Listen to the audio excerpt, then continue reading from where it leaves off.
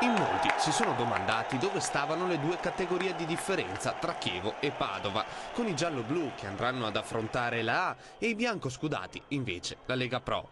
Sabato, nel terzo turno di Coppa Italia, questo divario si è assottigliato, forse non si è nemmeno visto.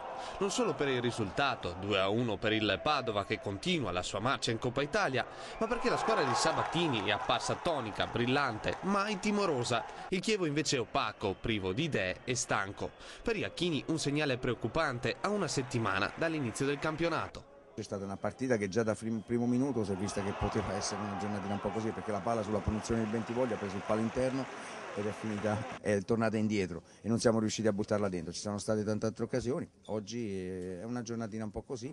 No, non sono preoccupato, sono solo cosciente del lavoro che si deve fare e di quello che dobbiamo andare a creare, a fare per poter essere una squadra che deve fare i punti che occorrono per salvarsi. Quindi certo mi dispiace perché ci tenevamo anche davanti ai nostri tifosi a passare il turno, però.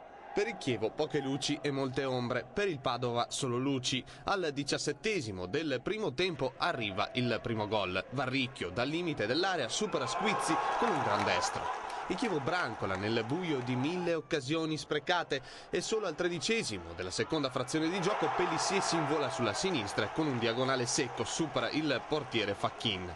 Ma ecco che al posto del carattere dei veronesi viene fuori quello dei biancoscudati. La squadra di Sabatini torna in vantaggio grazie a Varricchio, doppietta per lui, che supera con un pallonetto Squizzi in uscita.